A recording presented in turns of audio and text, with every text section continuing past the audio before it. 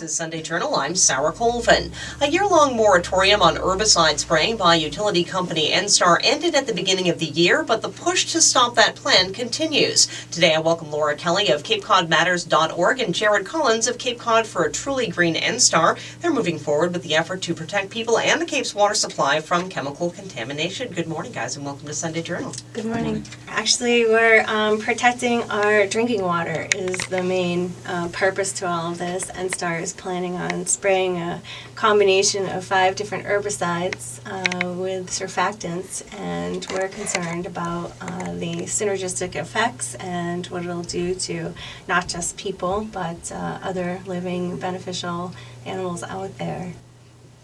And the issue that some people might not know is that while these are state approved, it goes through the EPA and then the state and Department of Agriculture. It doesn't go through public health, and besides that, the herbicides are tested essentially only by the companies, and it's only the active ingredients. They don't know how they interact, and they have no idea what it'll do on Cape soil because no science has been conducted on that. So what problems could we be facing if the plan does move forward?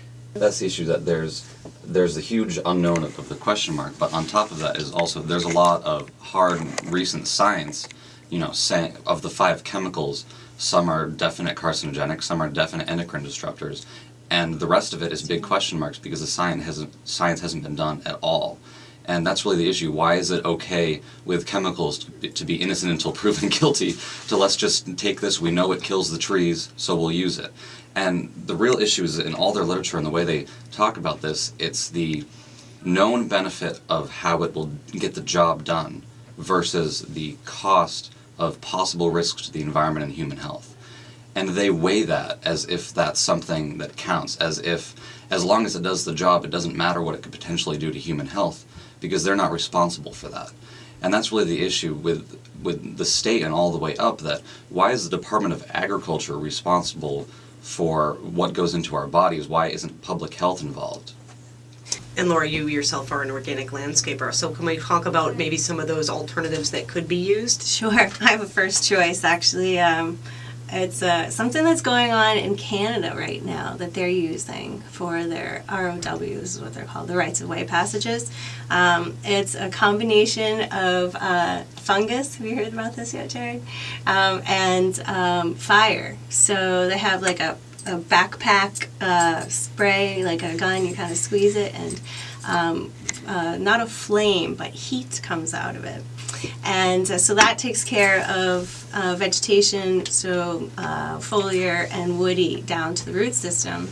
And then somebody follows within a half an hour behind and squirts out of like a little tube fungus. And the fungus will actually eat the root systems. So this is what's going on in Canada that's been successful and working. So there are things out there that we can at least take in consideration, but nobody's even brought it up. So I asked the same question, how can people help? I think one of the best things that people can do individually is to come up and stand up for, what I think is a right, which would be drinking water. It's the source of life here. We can't flirt with that. But there's other things we could do as homeowners, as ourselves, is not use pesticides or anything with ending in CIDES is actually made to kill, and it kills on cells.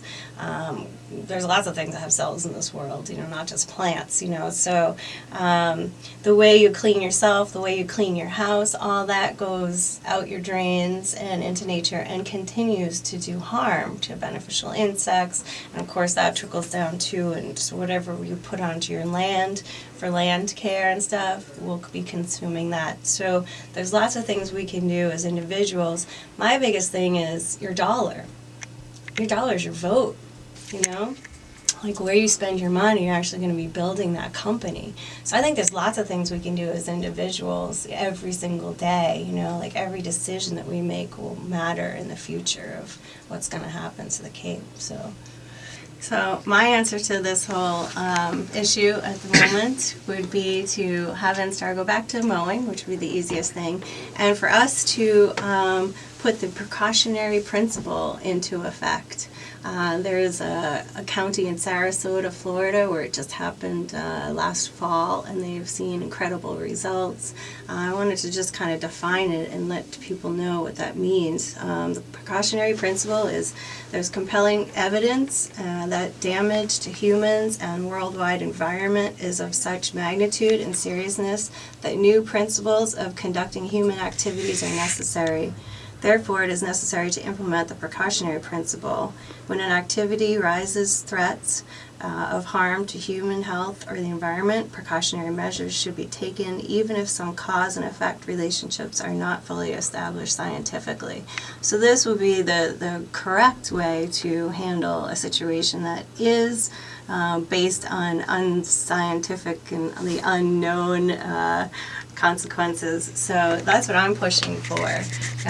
Say, mow, don't spray Cape Cod, and go back to the precautionary principle and have that come into effect as soon as possible. Which, especially in this case, the precautionary principle is simply common sense. Right. If you don't know what it's going to do in our bodies, in our groundwater, on our land, don't use it until you know what it's going to do.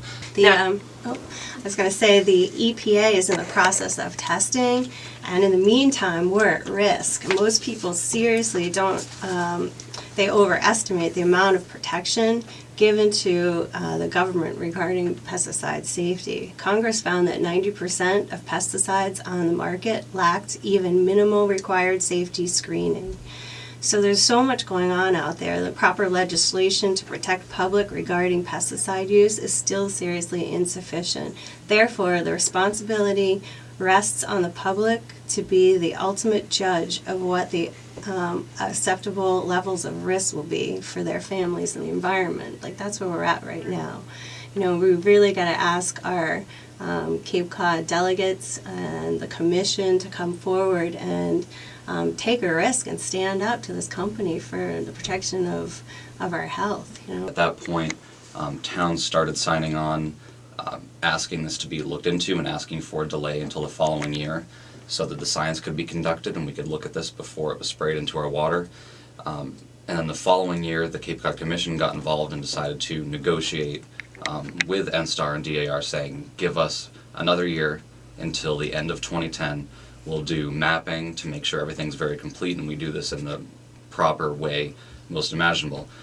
During that point, to whatever extent the mapping does succeed, 13 of 15 Cape Cod towns have now signed a non-binding resolution. It's not binding because you can't supersede the authority of the state, but 13 of 15 towns have asked NSTAR not to spray at all this year.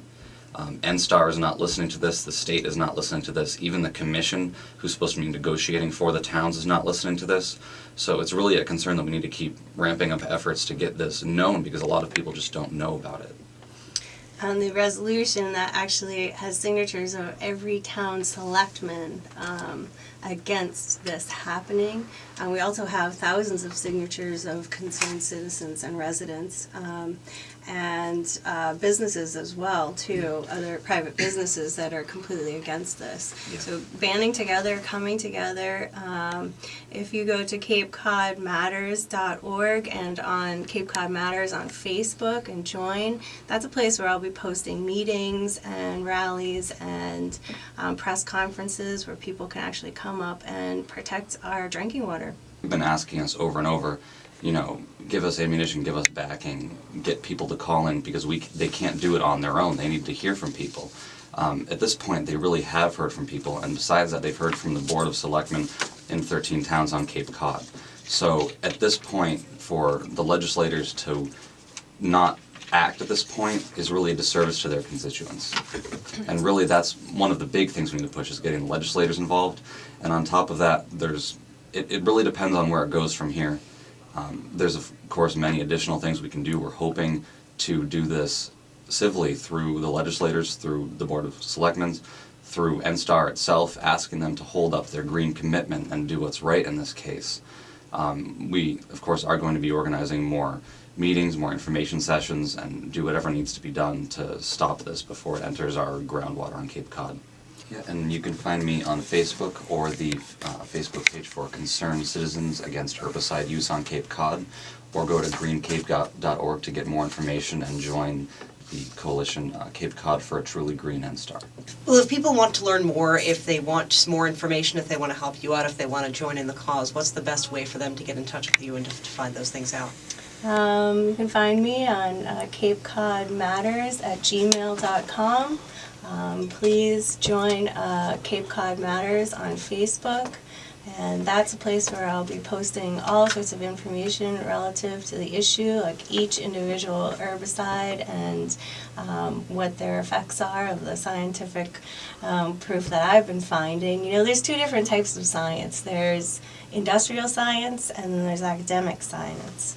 Academic science are, you know, third parties that are not, you know, don't have any money involved, no interest in that. And the industrial science are, you know, the company themselves coming out with the tests from the product going to the EPA, and then the EPA passes it. So there's two different sciences out there, and you're going to find tons of information on both sides, you know. So, and finding me at 774-353-6511 would be how you can get to me. Thanks. Great. I'm Sarah Colvin. This is Sunday Journal.